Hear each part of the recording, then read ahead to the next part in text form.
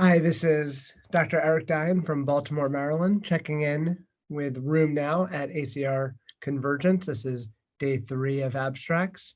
And today I'm going to talk about this morning at the poster sessions. There was great poster series on a variety of different issues with regards to cardiovascular risks with rheumatoid arthritis.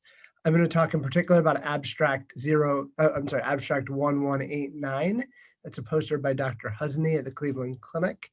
And they looked at patients as part of the precision biomarker study to try to get a sense of what risk factors we can use to best predict cardiovascular event in rheumatoid arthritis and osteoarthritis. They looked at, in particular, high sensitivity cardiac troponin, as well as high sensitivity CRP, C-reactive protein, to predict MACE, major adverse cardiac events in these patients. The precision study, it's a large biomarker study looking at a large number of patients with RA and OA. They had 636 patients in RA and over 6,000 OA patients in the subset that were having this analysis. And again, the primary outcome was the MACE events.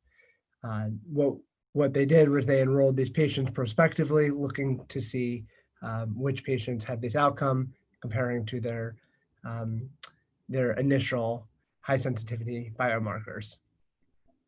The patient population, the mean age was about 64 years old. It was slightly female, 58% predominant, 80% Caucasian, 33% were seropositive with CCP antibodies, 18% had known CAD, 36% had diabetes, 80%, pretty high number, with hypertension.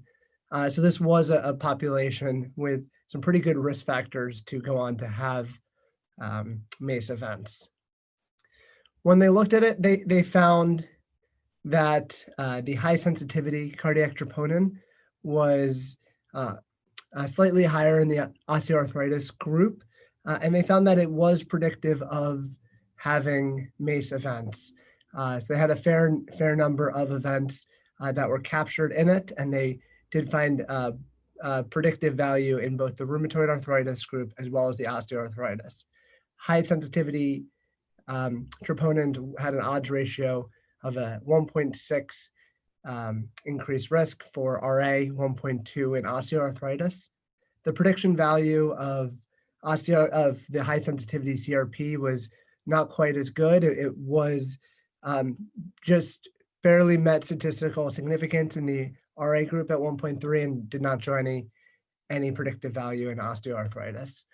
So this is an interesting study for me in a couple ways. One is that we don't, the high sensitivity troponin is not something that we're clinically following right now.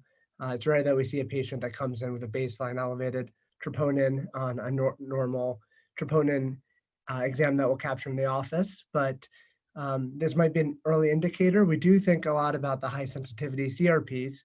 We think about the overall inflammation, which we would capture with the CRP, and that did not show to be quite as predictive, and in osteoarthritis, not predictive at all. But thinking about patients that may have some mild evidence of cardiac damage or some cardiac inflammation, or maybe some early cardiomyopathy that we may be able to capture with this high sensitivity troponin is important. I think generally, as you look at the posters in this session, there's really a lot of information about various risk factors that are important for us to be aware of. I'll talk elsewhere about the role of subclinical coronary calcification on CT angiogram studies, as well as carotid atherosclerosis that could be picked up on ultrasound. I think it's been incorporated more that rheumatologists should be thinking about lipid panels and statin initiation for rheumatoid arthritis. But I think this is really indicating that we should go beyond that. We often expect primary care to be the ones to carry this torch, but they don't recognize that all of these factors, atherosclerosis and inflammation, are all higher in our patients, and they're at a higher risk that the PCPs may underappreciate. And I think this is an indication that we should be driving this conversation, and we should be thinking about what further workup we may need to do, or how we want to best involve preventative cardiology and at what stage for our patients. So I think there's a lot more left to learn and to work in the future, but I thought all of these posters that are collected in the Sunday morning poster collection were phenomenal resources and great things to generate thoughts. This is Dr. Dein with Room Now, and looking forward to our final Monday session tomorrow, and I'll be checking in periodically with more information.